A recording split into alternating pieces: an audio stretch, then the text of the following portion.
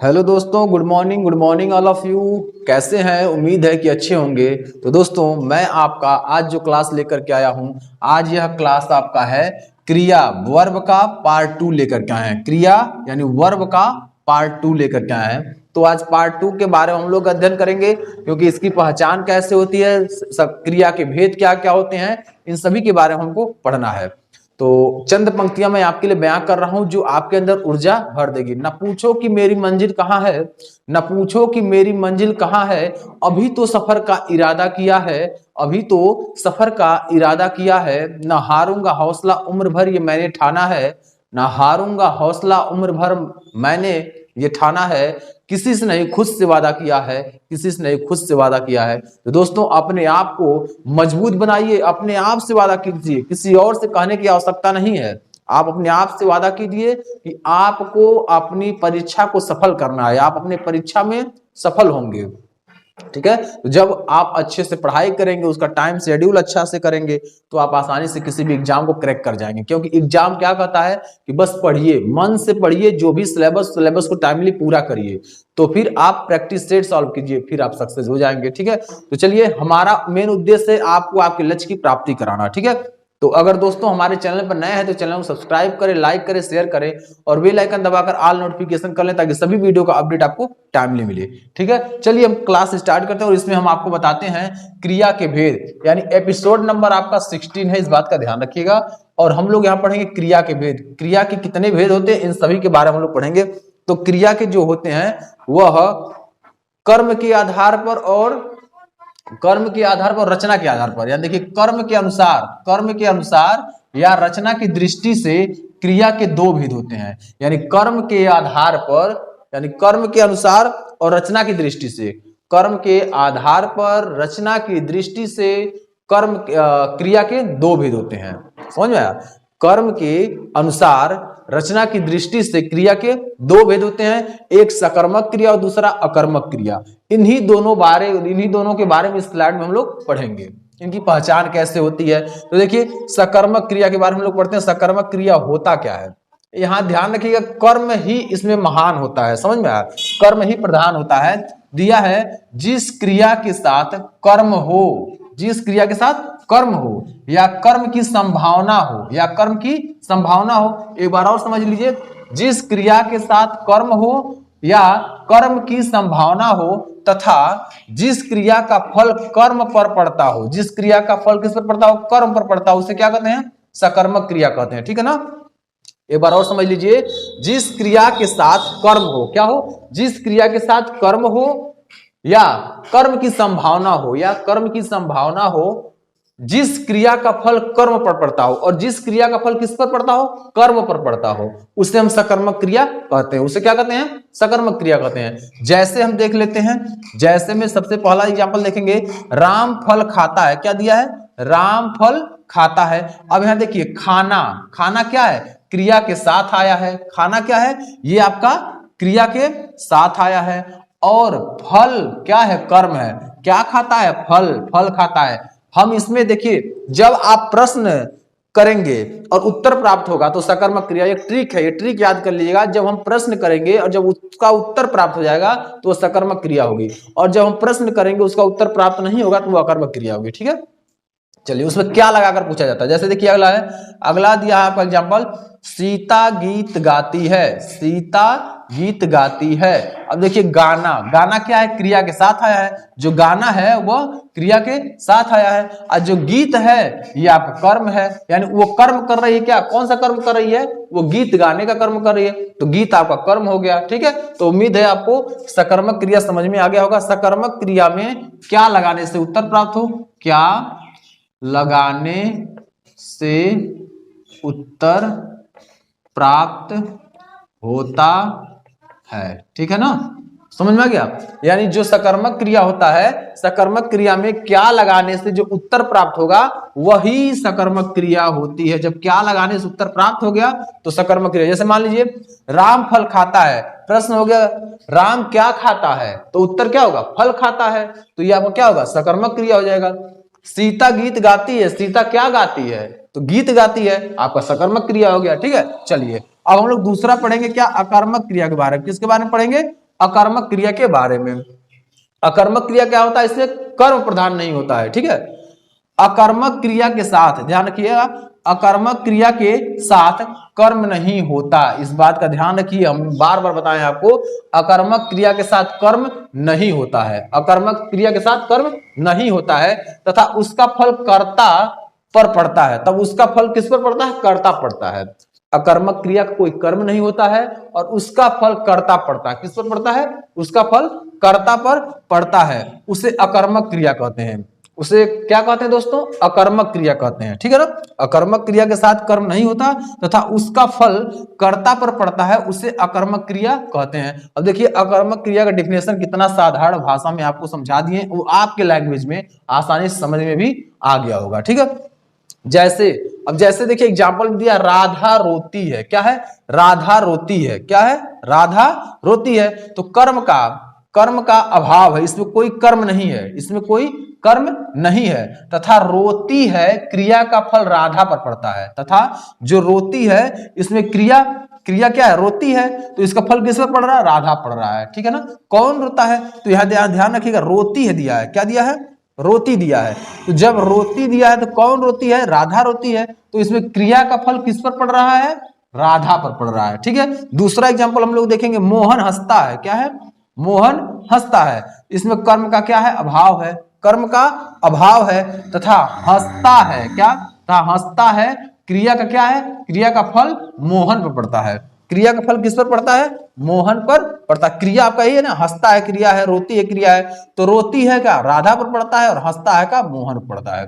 तो उम्मीद है आपको अकर्मक क्रिया पूरा समझ में आ गया होगा, ठीक है। दोस्तों आप इतना मेहनत करते हैं आपके लिए, आप हमारे चैनल को लाइक नहीं करते हैं, हमारे वीडियो को लाइक नहीं करते, फटाफट लाइक कर दीजिए वीडियो को फटाफट लाइक कीजिए। आप लोग देख करके चले जाते हैं, लाइक नहीं करते हैं। और एक अच्छा सा कमेंट कर दिया कीजिए, आप क्वेश्चन पूछ सकते हैं, और किसी प्रकार की समस्या होती है आप कमेंट बॉक्स में जरूर पूछिए, क्योंकि कमेंट बॉक्स आपके लिए बना है कि आप कुछ ना कुछ कमेंट पूछें, या डाउट हो तो डाउट क्लियर करें, ठीक है ना। तो अगर हमारे चैनल पर नए हैं तो चैनल को सब्सक्राइब करें, लाइक करें, शेयर करें, और बेल आइकन दबाकर ऑल नोटिफिकेशन कर लें, ताकि हर वीडियो का अपडेट आपको टाइमली मिलता रहे, ठीक है। और डिस्क्रिप्शन बॉक्स में जाएंगे तो डिस्क्रिप्शन बॉक्स में सभी वीडियो का, सभी कोर्स का प्लेलिस्ट बन करके पड़ा हुआ है, अपने इच्छा के अनुसार जिसकी तैयारी करना चाहते हैं उस कोर्स में एनरोल कर सकते हैं। और दोस्तों उसी डिस्क्रिप्शन बॉक्स में आपको सोशल मीडिया प्लेटफॉर्म दिया गया है, टेलीग्राम का, इंस्टाग्राम का, फेसबुक का, आप वहां जाकर के फॉलो कर सकते हैं, और वहां पर पीडीएफ और नोट्स प्रोवाइड किए जाते हैं, और छोटे छोटे क्विज भी कराए जाते हैं, जरूर फॉलो करें, ठीक है। चलिए तो अब हम लोग जो बचा हुआ है थोड़ा सा पहचान, अब पहचान क्या होता है, कैसे हम सकर्मक क्रिया और अकर्मक क्रिया को पहचानते हैं, इसका ट्रिक क्या होता है, इन सभी के बारे में हम लोग पढ़ेंगे। सकर्मक क्रिया का ट्रिक क्या होता है, अकर्मक क्रिया का ट्रिक क्या होता है, इन सभी के बारे में पढ़ेंगे। तो सकर्मक क्रिया शायद पहचान लिए आप, हमें उम्मीद है कि आप 100% समझ गए होंगे, सीख गए होंगे। सकर्मक क्रिया जान गए और अकर्मक क्रिया जान गए, अब हम शॉर्ट में पढ़ेंगे उसकी पहचान कैसे करते हैं। तो आइए हम स्टार्ट करते हैं। आगे देखिए पहचान में आपका दिया हुआ है सकर्मक और अकर्मक क्रियाओं की पहचान। सकर्मक और अकर्मक क्रियाओं की पहचान क्या, किससे, क्या और किसको प्रश्न करने से होती है, समझ में। अगर सकर्मक क्रिया और अकर्मक क्रिया की पहचान करना है तो उसमें क्या लगाना है, क्या शब्द लगाना है और किसको शब्द लगाना है, क्या लगाना है, क्या शब्द लगाना है और किसको शब्द लगाना है, ठीक है। प्रश्न करने से यदि दोनों का उत्तर मिले, अगर हम क्या लगा करके प्रश्न करते हैं उसका भी उत्तर मिले, और किसको लगाकर प्रश्न करते हैं उसका भी उत्तर मिले, तो उसे क्या कहते हैं, सकर्मक क्रिया। यानी तब समझ जाना चाहिए कि क्रिया क्या है, सकर्मक है, समझ में आया। जब क्या लगाने से और किसको लगाने से उत्तर प्राप्त हो जाए हमें, तो वह सकर्मक क्रिया है, अन्यथा अगर उत्तर नहीं मिल रहा है तो वह अकर्मक क्रिया है, समझ में आया। जब क्या और किसको, जब प्रश्न लगा करके, यानी प्रश्न में किया जाता है, जब क्या और किसको लगाकर प्रश्न किया जाता है और उत्तर मिल जाता है तो वह क्या हो जाता है, सकर्मक क्रिया होता है, और जब उत्तर नहीं मिलता तो वह अकर्मक क्रिया हो जाता है। अब देखिए जैसे हम लोग देखते हैं, पहला दिया हुआ है राम फल खाता है, राम फल खाता है, इसमें दिया है प्रश्न करने पर राम क्या खाता है, यानी यहां से प्रश्न बन गया क्या, राम क्या खाता है, तो उत्तर क्या मिला, उत्तर क्या मिलेगा, फल, क्या खाता है, पूछ दिया गया राम फल खाता है, तो उत्तर क्या मिला, पूछा कि राम क्या खाता है, तो उत्तर क्या मिला, फल खाता है। एग्जाम्पल क्या है, राम फल खाता है, लेकिन प्रश्न जब बनाया गया इसमें क्या जोड़ करके, तो राम क्या खाता है, फल खाता है, उत्तर मिला फल खाता है। अतः खाना क्रिया सकर्मक है, अतः ये क्रिया क्या है, सकर्मक, क्योंकि प्रश्न करने पर उत्तर आ गया। यानी जब क्या शब्द लगाकर यहां हमने बताया क्या और किसको, जब दोनों लगाकर जब उत्तर प्राप्त हो जाए तो समझिए सकर्मक क्रिया है। तो यहाँ आपका क्या लगा करके उत्तर प्राप्त हो गया, ये आपका सकर्मक क्रिया है। तो अगला हम लोग देखेंगे बालक रोता है, क्या है, बालक रोता है। तो इसमें क्या कौन सी क्रिया है, इसे आपको बताना है। बालक रोता है, इसमें कौन सी क्रिया है ये आपको बताना है, ठीक है। तो बालक यहां क्या दिया है, बालक रोता है। तो यहां देखेंगे प्रश्न करने पर कि बालक क्या रोता है, अगर इससे हम प्रश्न करते हैं, जब प्रश्न हम लोग करेंगे तो होगा क्या, बालक क्या रोता है, बालक क्या रोता है, क्या रोता है, ये क्या है, प्रश्न करने पर, ठीक है ना, प्रश्न किया जा रहा है। तो बालक क्या रोता है, तो इसका उत्तर क्या प्राप्त हो रहा है, इसका उत्तर क्या प्राप्त हो रहा है, कोई उत्तर नहीं मिला, ठीक है, क्या, कोई उत्तर नहीं मिला, कोई उत्तर नहीं मिला, ठीक है ना। अब देखिए बालक रोता है, तो बालक क्या रोता है, बालक क्या रोता है, जब ये आ गया बालक क्या रोता है, इसमें कोई आपका उत्तर नहीं मिला, और जब कोई उत्तर नहीं मिला तो क्या हो जाएगा, अकर्मक क्रिया हो जाएगा। बाल, अब देखिए किसको भी लगा लीजिए, बालक किसको रोता है, लिखेंगे बालक किसको रोता है, किसको रोता है, रोता है, बालक किसको रोता है। तो आप देखेंगे यहां भी कोई उत्तर नहीं मिल रहा है, बालक किसको रोता है, यहां भी कोई उत्तर नहीं मिल रहा है। और जब कोई उत्तर नहीं मिलता है तो वह क्या होता है, वह आपका अकर्मक क्रिया होता है, ठीक है ना। इसमें भी कोई उत्तर नहीं मिला, ठीक है, यानी पहला प्रश्न किया तो इसमें भी कोई उत्तर नहीं मिला। देखिए बालक क्या रोता है, इसमें भी कोई उत्तर नहीं मिला। उसके बाद बालक किसको रोता है, इसमें भी कोई उत्तर नहीं मिला, इसलिए क्या है, अकर्मक क्रिया है, क्या है, अकर्मक क्रिया है, अकर्मक क्रिया है, अकर्मक क्रिया है। आपको दोस्तों पूरा समझ में आ गया होगा। देखिए कितना आसान भाषा में आपको समझाया गया, सबसे सरल और सुसंगठित आपके लैंग्वेज में हमने समझाया, तो बहुत शानदार तरीके से आपको हम समझाएं, ठीक है। तो दोस्तों आपके लिए यह स्लाइड रहा, और स्लाइड में हमने पूरा बता दिया आपको। इस स्लाइड में पहचान क्या होता है क्रिया का, क्रिया कितने भेद होते हैं। अब कुछ इंपॉर्टेंट पॉइंट और बचे हैं जो अगले स्लाइड में हम पढ़ाकर खत्म करने वाले हैं, ठीक है। तो क्रिया का आपका एक वीडियो कल पढ़ाए थे और एक आज है, दूसरा क्लास, 2 क्लास में आपका क्रिया खत्म, प्रैक्टिस सेट कर दीजिए उसके बाद, ठीक है। तो अगर आप हमारे चैनल पर नए हैं तो चैनल को सब्सक्राइब करें, लाइक करें, शेयर करें और बेल आइकन दबाकर ऑल नोटिफिकेशन कर लें, ताकि हर वीडियो का आपको अपडेट रेगुलर मिलते रहे।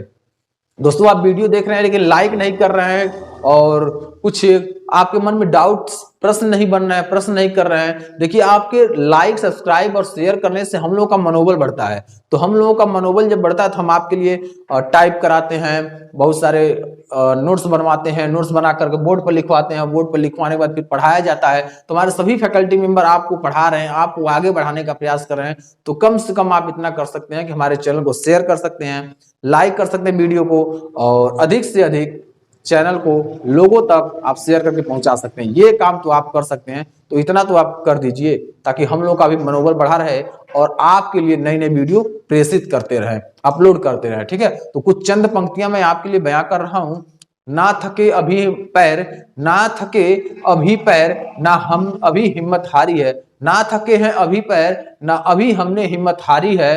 हौसला है जिंदगी में कुछ कर दिखाने का, हौसला है जिंदगी में कुछ कर दिखाने का, इसलिए अभी भी सफर जारी है, इसलिए अभी भी सफर जारी है। तो अपने सपनों को साकार करना है तो अपना सफर जारी रखिए, थक हार कर बैठ ना जाइए, कुछ न कुछ नित्य प्रति रेगुलर सीखते रहिए, क्योंकि सीखने की प्रक्रिया जीवन पर्यंत चलती रहती है, इसलिए कुछ न कुछ सीखते रहिए। चलिए आज मैं स्लाइड को यहीं एंड करता हूं और अगले स्लाइड में हम लोग चलते हैं, देखते हैं कुछ और क्या क्या टॉपिक है, उसे भी पढ़कर आज खत्म हम लोग देखेंगे। दोस्तों इस स्लाइड में जो कुछ छूटा हुआ भाग है उससे हम लोग पढ़ करके खत्म करेंगे, ठीक है। तो इसमें पढ़ेंगे हम लोग क्रिया के कुछ अन्य भेद, यानी कुछ और भी भेद होते हैं जिनके बारे में हम लोग पढ़ेंगे। अभी 2 भेद के बारे में तो हम लोग पढ़े ही हैं, लेकिन अब हम लोग नीचे भी कुछ और भेद दिया हुआ है, इनके बारे में भी हम लोग पढ़ लेते हैं, ठीक है। तो चलिए, क्रिया के कुछ अन्य भेद होते हैं, सहायक क्रिया होती है, पूर्वकालिक क्रिया होती है, नामबोधक क्रिया होती है, द्विकर्मक क्रिया होती है, संयुक्त क्रिया होती है, और एक होती है क्रियार्थक क्रिया होती है। ठीक है, क्रियार्थक क्रिया कैसे ओरल हम बता देंगे, आपको समझ में आ जाएगा, और लिखना होगा तो नोट डाउन कर लीजिएगा। ठीक है,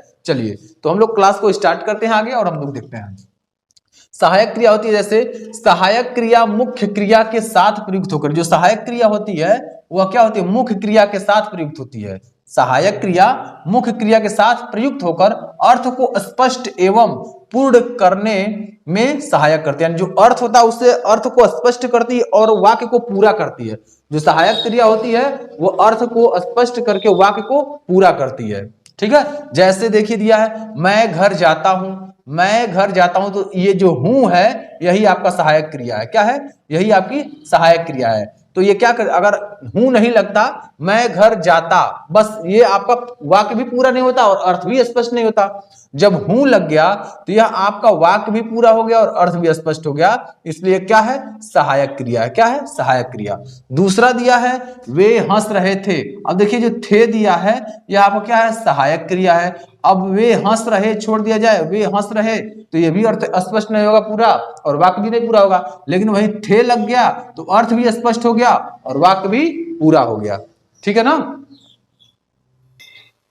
तो दोस्तों हम लोग यहां देखेंगे, यानी हमने क्या बताया, ये सहायक क्रिया है। ठीक है, ये क्या है, सहायक क्रिया है। तो सहायक क्रिया आपको समझ में आ रहा होगा। अब दूसरा हम लोग देखेंगे दिया पूर्वकालिक क्रिया, यानी पहले जो क्रिया हो जाती है उसे पूर्वकालिक क्रिया कहते हैं। ठीक है, तो दिया है जब कर्ता एक क्रिया को समाप्त कर दूसरी क्रिया करना प्रारंभ करता है तब पहली क्रिया को पूर्वकालिक क्रिया कहते हैं। एक बार और समझिए, जब कर्ता एक क्रिया को समाप्त कर देता है, यानी जो पहली क्रिया है वो समाप्त कर देता है, फिर दूसरी क्रिया करना प्रारंभ करता है। जो कर्ता पहली क्रिया को समाप्त कर देता है और दूसरी क्रिया करना प्रारंभ करता है तब पहली क्रिया को पूर्वकालिक क्रिया कहते हैं। जो क्रिया बीत जाती है, जो क्रिया पुरानी हो जाती है, उसी क्रिया को हम पूर्वकालिक क्रिया कहते हैं, क्योंकि एक क्रिया कर चुका होता है, दूसरी क्रिया करता है, तो जो पहली क्रिया कर चुका होता है उसे ही पूर्वकालिक क्रिया कहते हैं।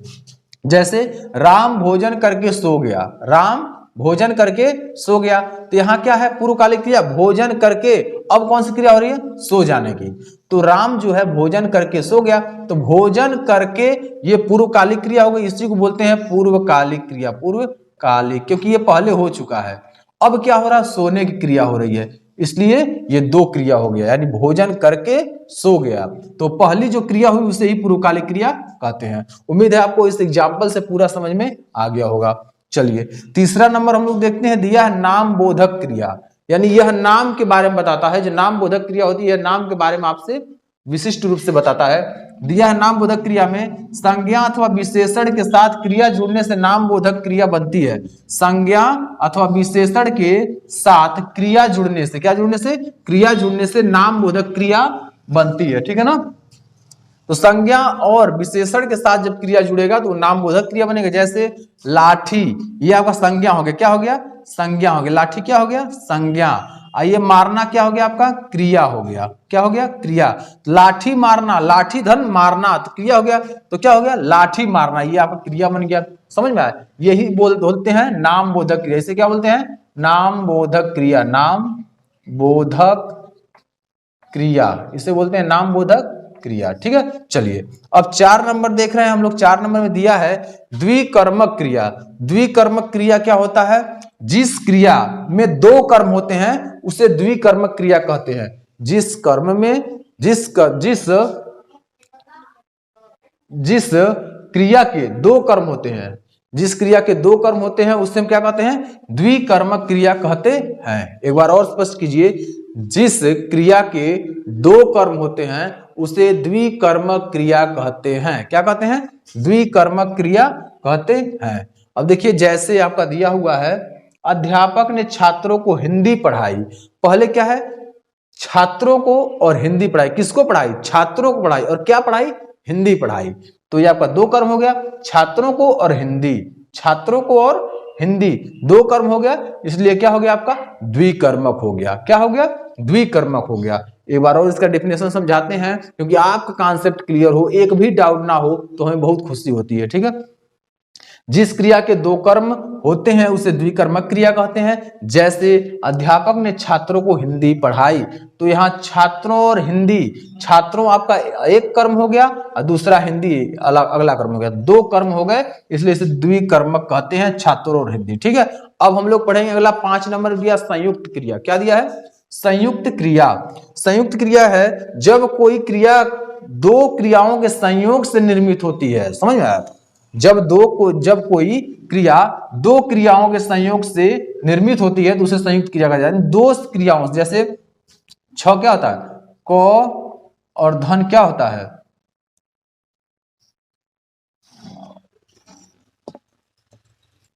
तो संयुक्त क्रिया में देखिए, जैसे मान लीजिए संयुक्त वर्ड जब हम लोग पढ़ते हैं तो उसमें क्या होता है? क और धन स होता है। ठीक है ना, क और धन स होता है, और क और धन स जब जुड़ता है तो क्या बनता है? फटाफट आप बताइए, क्योंकि ये आपको पढ़ा चुके हैं। फटाफट आप लोग बताइए, आपको पढ़ा चुके हैं।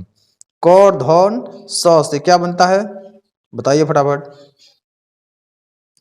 ये क्या बनता है? ये बनता है आपका छत से छतरी वाला छ बनता है। समझ में आया? और त धन र से क्या बनता है? त धन र से त्र बनता है ना? तो ये संयुक्त है। वैसे ही ये भी, यहाँ देखिए दो वर्डों से ये मिल रहा है, बन रहा है, ये भी दो वर्डों से बन रहा है ना? तो उसी को कहते हैं संयुक्त। इसे संयुक्त कहते हैं, संयुक्त वर्ड कहते हैं, लेकिन ये संयुक्त क्रिया है। तो इसमें भी दो मिलेंगे। जब कोई क्रिया दो क्रियाओं के संयोग से निर्मित हो, दो क्रियाओं के संयोग से निर्मित होगा उसे हम संयुक्त क्रिया कहेंगे। जैसे वह खाने लगा, वह खाने लगा, यहाँ देखिए दो क्रिया हो गया, खाने लगा। पढ़ने दो, इसमें दो क्रिया हो गया, एक और दो, एक और दो। उम्मीद है ये आपको पूरा क्रिया समझ में आ गया। ठीक है, एक और क्रिया है जो आपको मैं बता रहा हूं, यहां लिख दे रहे हैं,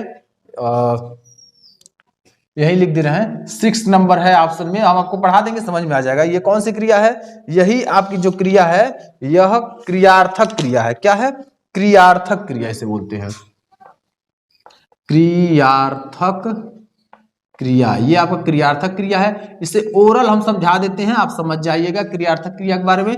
क्रियार्थक क्रिया वह क्रिया है, क्रियार्थक क्रिया वह क्रिया है जो कोई क्रिया संज्ञा की भांति व्यवहार में आती, तब उसे क्रियार्थक संज्ञा कहते हैं। ठीक है ना, ये क्रियार्थक संज्ञा है। क्या है? क्रियार्थक संज्ञा है। ठीक है ना, क्रियार्थक संज्ञा है, संज्ञा। ठीक है ना, ये क्रियार्थक संज्ञा है। और इसमें इसके डिफिनेशन में क्या कह रहा है कि जब कोई क्रिया संज्ञा की भांति व्यवहार में आए, जब कोई क्रिया संज्ञा के भांति व्यवहार है, जब कोई क्रिया संज्ञा के भांति व्यवहार में आए उसे हम क्या कहते हैं? क्रियार्थक क्रिया, क्रियार्थक संज्ञा कहते हैं। जब कोई संज्ञा किसकी भांति? संज्ञा की भांति व्यवहार में आए, जब कोई क्रिया संज्ञा के भांति व्यवहार में आए तो उससे हम क्रियार्थक संज्ञा कहते हैं। जैसे क्या होगा? जैसे में टहलना स्वास्थ्य के लिए लाभदायक होता है। क्या होगा? टहलना स्वास्थ्य के लिए लाभदायक होता है। टहलना स्वास्थ्य के लिए लाभदायक होता है, स्वास्थ्य के लिए लाभदायक होता है, के लिए लाभदायक होता है, लाभदायक होता है। अब देखिए क्या है? टहलना। ये क्या है? टहलना। ये क्रियार्थक है, ये क्रिया हो रही, टहलने की क्रिया हो रही है। क्या हो रही है? टहलने की क्रिया हो रही है, इसलिए आपको क्या है? ये क्रियार्थक है। तो ये आपको समझ में आ गया होगा, ये सब एक में है। ठीक है, ये 6 नंबर में है। तो 6 नंबर में भी हमने बता दिया, 5 नंबर के बाद ये 6 नंबर है, तो ये क्रियार्थक क्रिया हो गया। ठीक है ना, एक और एग्जाम्पल ले लीजिए, जैसे चिड़िया उड़ा करती है, चिड़िया उड़ा करती है। अब देखिए यहाँ चिड़िया उड़ा करती है, तो चिड़िया उड़ा करने का तात्पर्य क्या है? चिड़िया उड़ती है, चिड़िया उड़ती है, ये भी एक क्रिया कर रही है, तो ये भी क्या है? क्रियार्थक क्रिया है।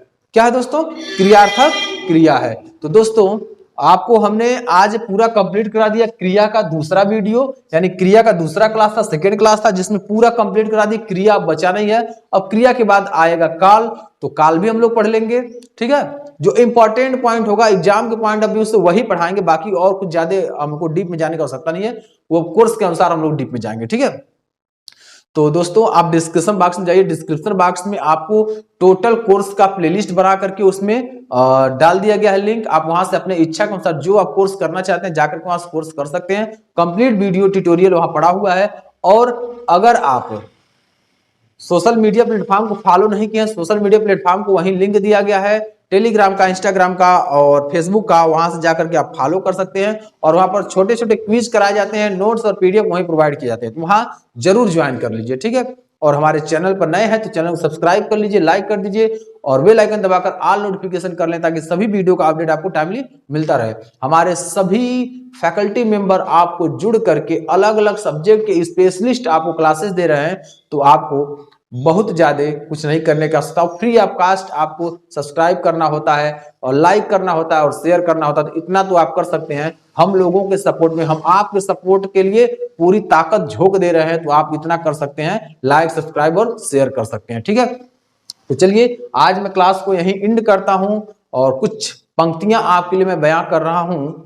जिंदगी खेलती भी उसी के साथ है जो अच्छा खिलाड़ी होता है, जिंदगी खेलती भी उसी के साथ है जो बेहतरीन खिलाड़ी होता है। दर्द सबके एक हैं, दर्द सबके एक हैं, मगर हौसले सबके अलग अलग हैं। कोई हताश होकर बिखर जाता है और कोई संघर्ष करके निखर जाता है, कोई संघर्ष करके निखर जाता है। तो आज के लिए इतना ही। Thanks for watching. जय हिंद, जय भारत।